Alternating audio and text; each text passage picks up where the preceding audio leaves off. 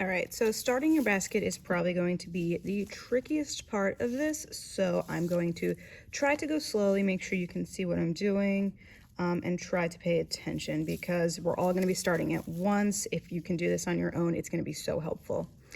So you're going to take your cut piece of yarn or your craft raffia, whatever you have chosen to use, and you're going to take your coiling core. It's best if you cut the core to a taper at the end so it comes to a point rather than having it chopped to a flat edge. So I'm going to have the short end facing to my right, the rest of the core is to my left. Hopefully it's not curling up and being annoying. I'm going to take my thread and I'm just going to kind of pinch with about 1 inch or 2 going to the left. And I want to have about 2, maybe 3 inches of core coming to the right. So whichever way, over or under, you're going to start wrapping your raffia or thread to the end of your core. If you need to readjust your grip, go ahead. Try now to make sure that the thread doesn't leave any gaps so that you can see your core. It's going to be hard to cover that up later. All right, now that I've gotten to the end, to get this so that we can continue turning it into a basket, we need to create a loop. So all I did was I folded this over. All right, see, one more time, folded it over. I'm gonna pinch that little point, and now I need to wrap a little bit back over that loop to make sure that that loop stays closed. I do think this is easier with thread, so just do your best. Try your best to keep this tight as you go. So I'm always kind of pinching with either hand. All right, and once I have closed my loop, I can start going towards the rest of my raffia tail, and that's always where I'm going to be wrapping now, towards the rest of my coiling cord tail. All right, so first step, once you have about 1 inch, you can use this portion of your thumb to use as a measuring tool. We always want to make a stitch after 1 inch. Do not let it go far beyond that, or else your basket will not be nice and tight. What we're going to do now is start to spiral this inward. And because my hole is a pretty decent gap, I can pretty much just thread the raffia through that middle hole. If you can't do this, I have needles available, and you're probably going to need a needle through the rest of this. All right, but the key here is keeping that thread nice and tight because I want this spiral to not unwind. So in order to help that, I'm actually going to thread it through a second time. The raffia can get annoying because it's got lots of little fibers. All right, notice here that as I was threading, the raffia went over to here. I just want to make sure I redirect it to where that stitch goes. And once you've made your 2 stitches, you can keep wrapping along the core. And now this tail that we started with, I'm just slowly wrapping over it until we don't see it anymore.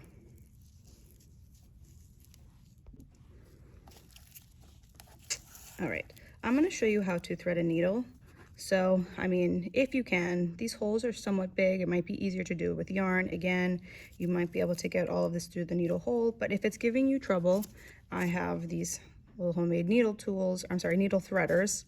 So how you use this is you stick the wire end through that needle hole, take your yarn or raffia, get it through that wire. All right, so needle is all the way to the paper. I threaded the wire, the raffia through the wire, and now I just need to take that wire out. All right, so the wire does the job of pulling that raffia through the thread. And now I'm threaded. All right, so I have about another inch. I need to thread again. So this might be making it easier now that my raffia is getting shorter. So I almost made an error here. Whichever way that your yarn or raffia is wrapping, so I'm going over, right? You can see I'm going over. That's the way I want to thread. I want to continue that over, not going under. It's going over this part of the core, so I'm going to go over and through that middle hole. Again, I have to readjust, move this back over to where the wrapping ended and pull that tight and give it that good second stitch. It's going to save you a lot of hand cramps. Okay. All right, now we're at a point where we need some more raffia. Not a problem. I just did one wrap. What we're going to do is take your tail end, hold it so it's running along your excess core, and I'm going to take a new piece and I'm going to match those ends up. All right, so they're both facing the same way. Both pieces of either new string or new raffia are both facing that, you know, that long end. Don't flip it this way. Both ends match up.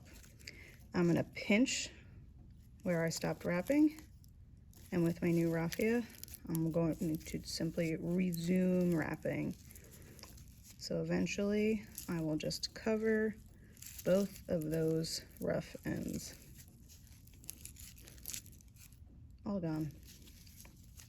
All right, so as we move past that center, that stitch, it gets a little tricky. I've made my first 2 stitches through the center, but as we keep going, now I'm gonna break my 1-inch rule just slightly. Still pretty close. I need to make another stitch, but to stitch from here into that center, it's kind of a big jump now. So now I can start actually making my stitch along this gap right here. All right, if it helps to visualize, I'll just wrap a little bit more. I only want to jump as far as the nearest gap, all right? As far as the nearest gap. So I'm gonna talk about that as I wrap some more. I'm gonna get my needle threaded. I will speed this up, hopefully, so you guys don't have to. Okay, we're back. Again, making sure to follow the over and thread through this gap. It's a little tight, so I have to make sure that I'm not stabbing and piercing that raffia. Okay, pull it tight.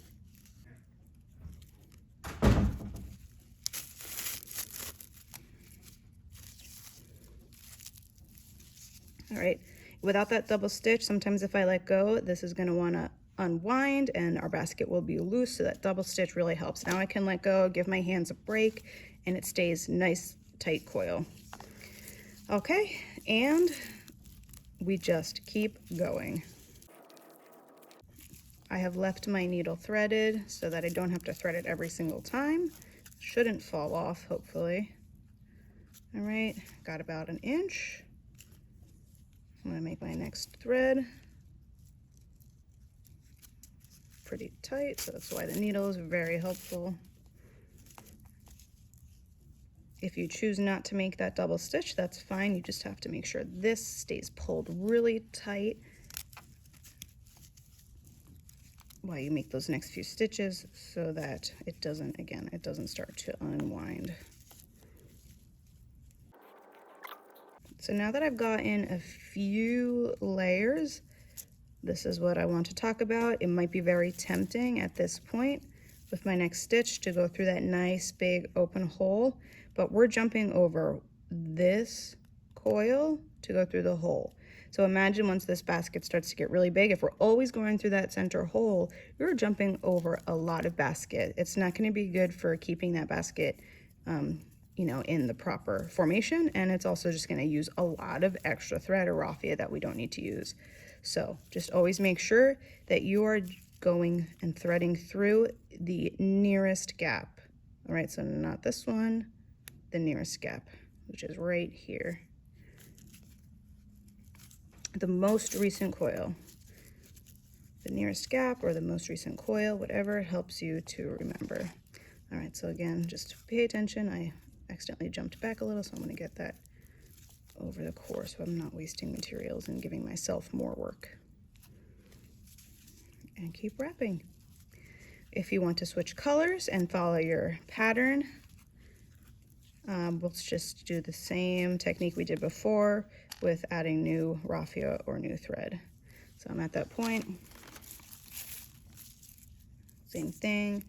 Remember, line it along your core, line the new raffia, matching up with that, pinch where you stopped, and continue wrapping. All right, raffia is taking us on, so going underneath. All right, I think you get the gist of it.